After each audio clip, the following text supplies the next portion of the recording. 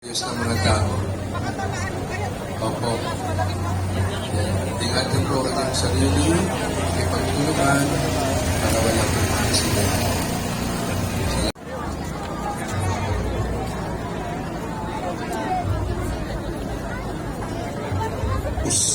Upang mabigyan ng isang payak, ngunit marangal na libing. Gamit ang mga kayong lino, ay maingat nilang ibinaba ang bangkay ni Jesus. Ang karosa at imahen ay nasa pangangalaga ni Ginoong Ayi Matanga.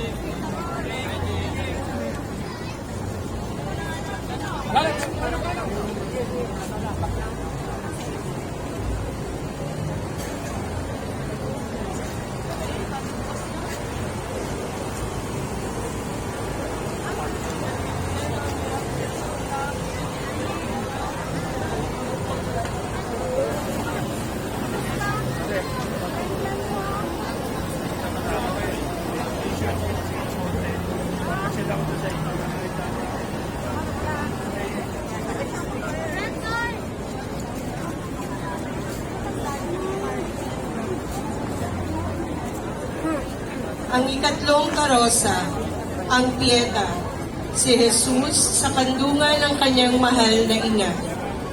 Matapos maibaba mula sa krus, ay iniabot nila ang bangkay sa kanyang mahal na ina. Ang katawan na dinala ng mahal na Birheng Maria sa kanyang sinapupunan, na kanyang pinalaki, inalagaan at minahal. Ngayoy wala ng buhay at pinanawan na ng liwanag.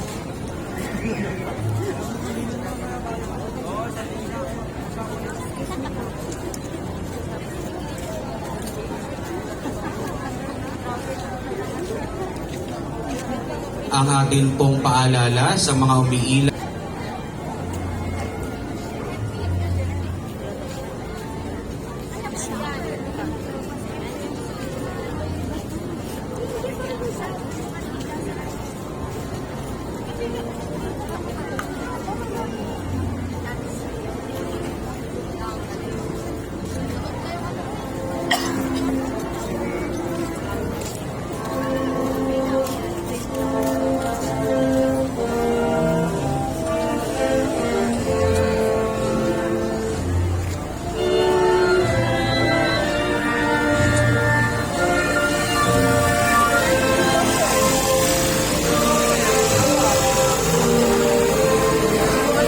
ang bangkay ni Jesus ay inihanda sa paglilibing. Sa pangunguna ni Jose ng Arimatea at Nicodemo, ay dali-dali nilang binalot ang katawan ni Jesus sa mga kayong lino. Ayon sa tradisyon ng mga Hudyo, noong isinilang ang Panginoong Jesus, ay nakisilong lamang siya sa mga hayop sa sabsaban. Hanggang sa kanyang kamatayan, kinailangang makihiram pa rin siya ng libingan.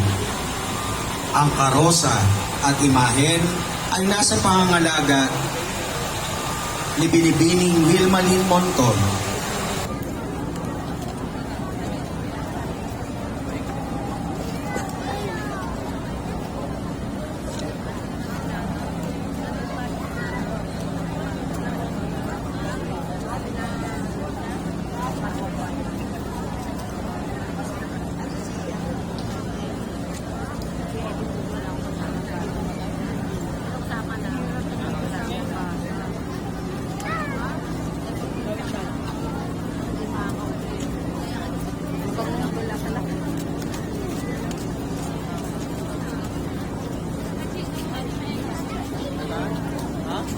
San Pedro. Si San Pedro ang prinsipe ng mga apostol at una sa lahat ng Santo Papa. Sa kanya ay pinagkatiwala ang susi ng kalangitan. Noong gabing hinuli ng mga Hudyo si Jesus, 3 ulit niyang itinatwa ang kanyang Panginoon at ito'y winakasan ng pagtila.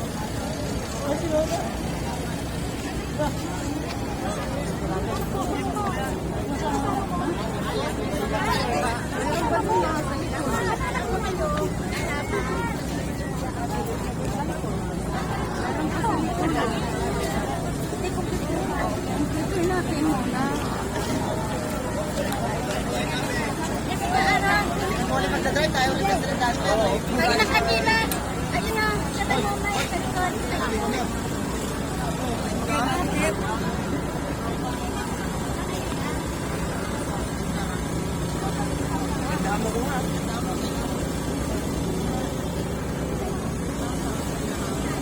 Ang karosa ni San Pedro ay susundan ng St. Francis Band. Enkargado, Eileen Grepo.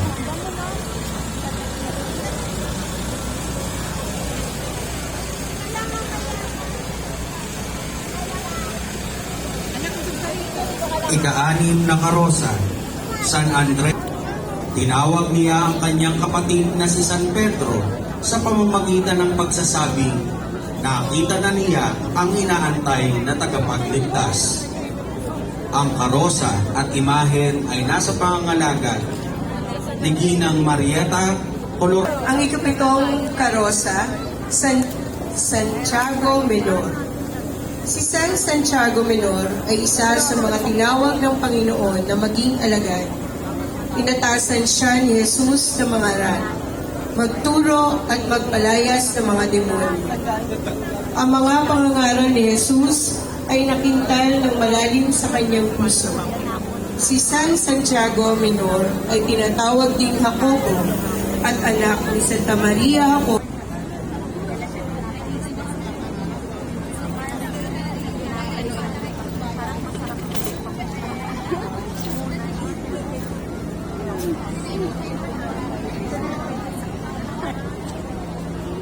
Sa huli, walang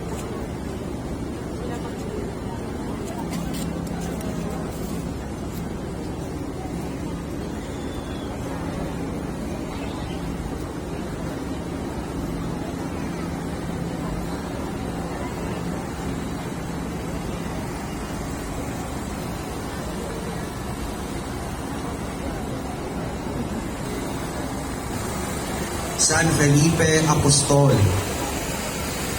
Si San Felipe ay alagad kong Kenneth Daluraya.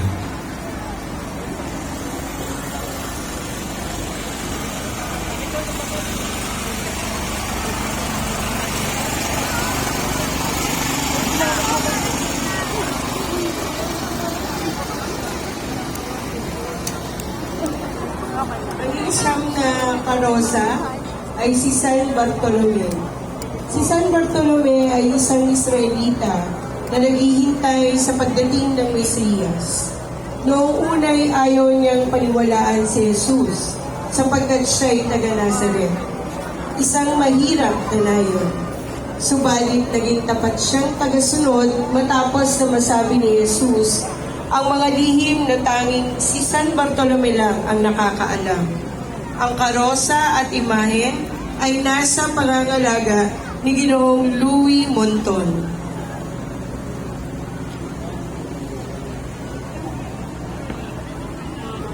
Ika-10 karosa, Santo Tomas Apostol. Si Santo Tomas ay isa sa mga apostol ni Jesus, ay hindi naniniwala na siya ay muling nabuhay. Nagpakita sa kanya si Jesus at ipinadama sa kanya ang mga sugat.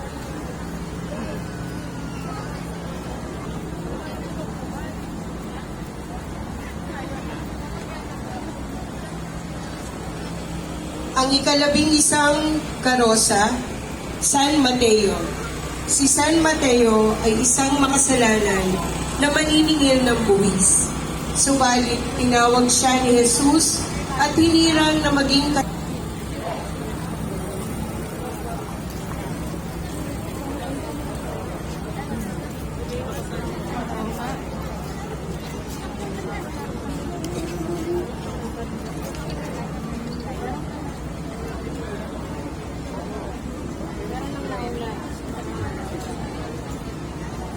Ang karosa ni San Mateo ay susundan ng Santa Cecilia Band. Enkargado, Ginoong Winnie Clarito.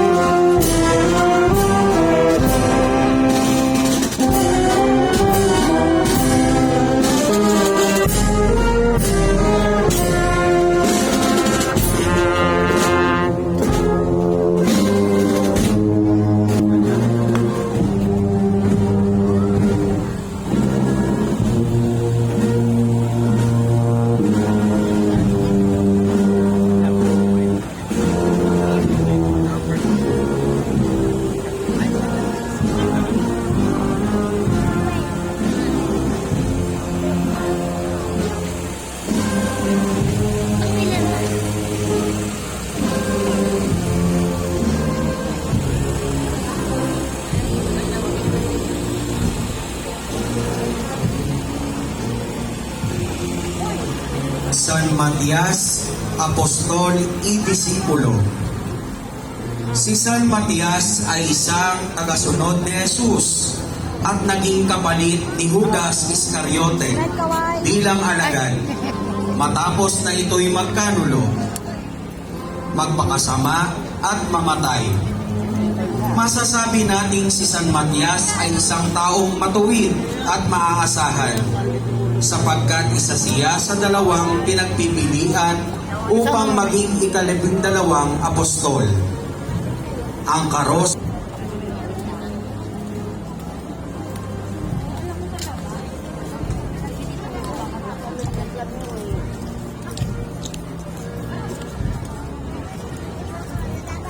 San Lazaro.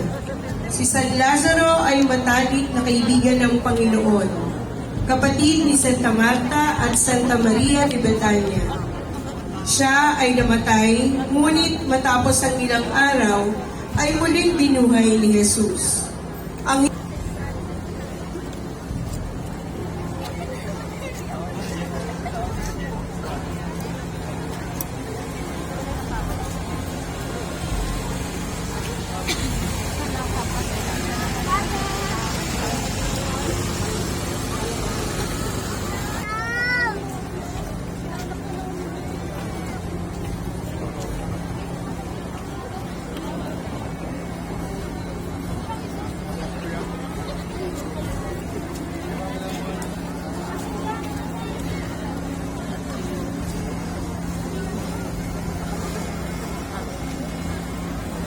Santa Maria de Betania.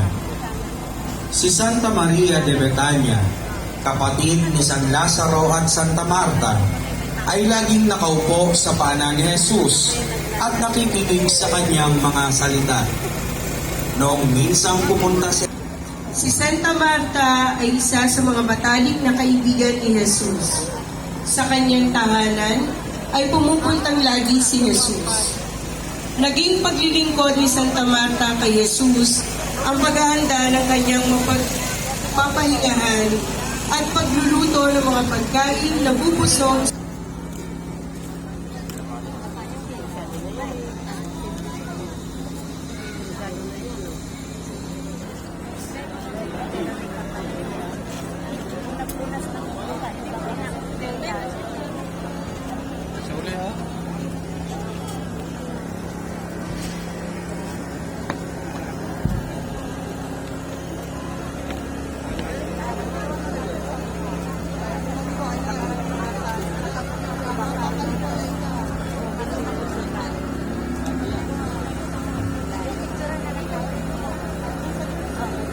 Santa Veronica.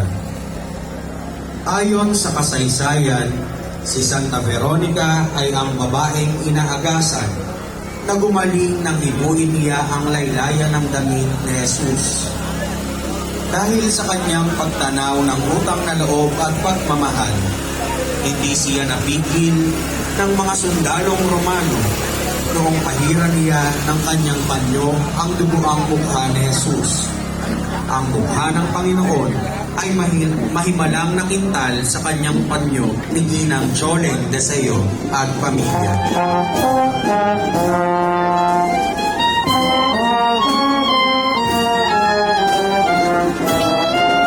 Ang karosa ni Santa Veronica ay susundan ng Santa Veronica Pan, Encargado, Ginoong Renz Santos.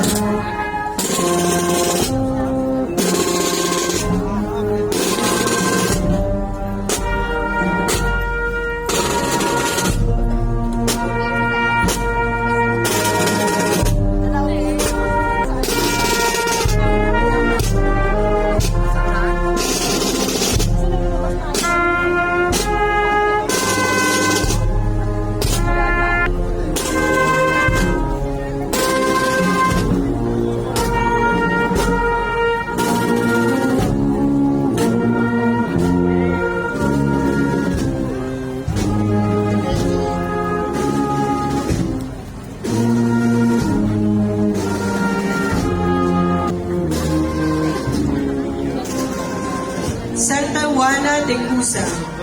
Si Santa Juana ay napagaling ni Jesus mula sa isang karamdaman. Bilang pagtanaw ng utang na loob,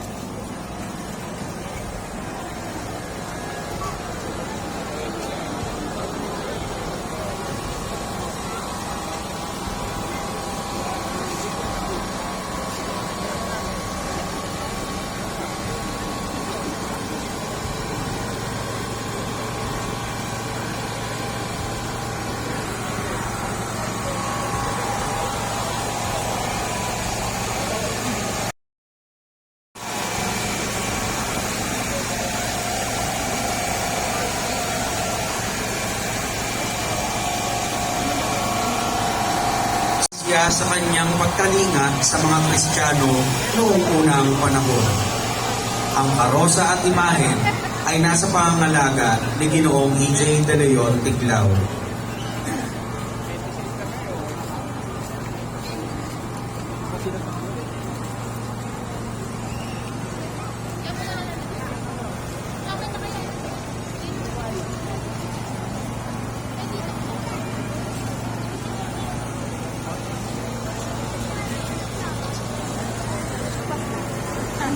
Ano, sa kanya.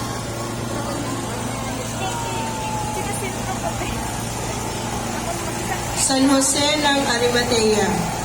Si San Jose ng Arimatea ay isang mayamang tao at tahimik na tagasunod ni Jesus.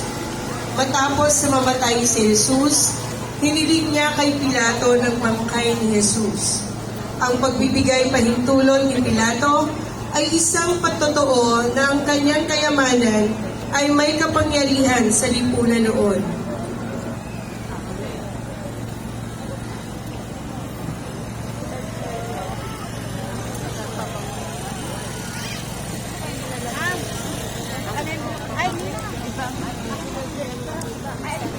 San Nicodemo.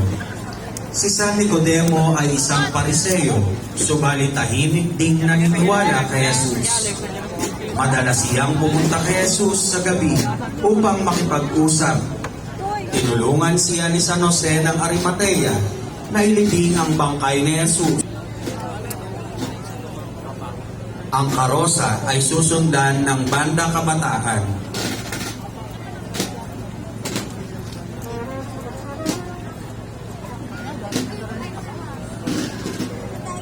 Enkargado, Ginang Perlita Parin.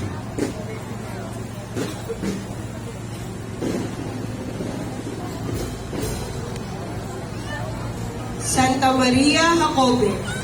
Si Santa Maria Jacobe ay kamag-anak ng mahal na Birheng Maria at ina ni Apostol Santiago Menor. Isa siya sa mga babaeng sumunod kay Jesus. Noong umaga ng Pasko ng muling pagkabuhay, ay kasama siya ni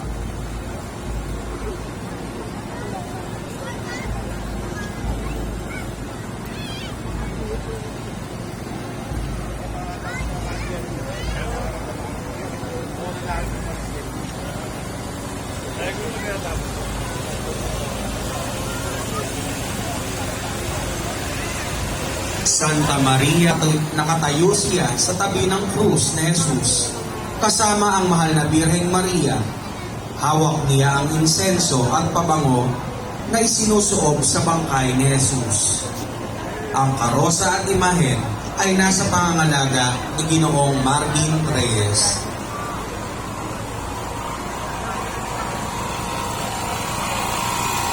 Santa Maria Salome. Si Santa Maria Salome ay sinasabing kababata at kalaro ni Jesus. Noong siya ay bata pa, dala niya ang insensaryo na ipinagsusuot ng insenso sa bangkay ni Jesus. Ang karosa at imahen ay nasa pangangalaga ng pamilya Kamingay.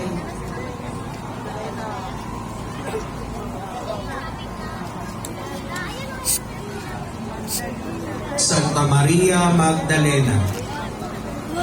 Si Santa Maria Magdalena ay inaalihan ng 7 demonyo at siya ay pinagaling ni Jesus.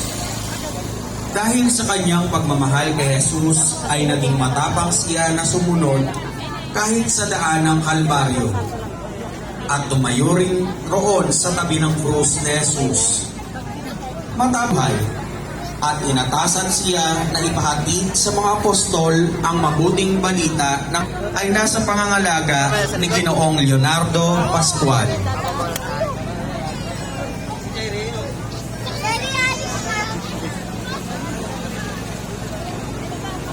San Juan Evangelista.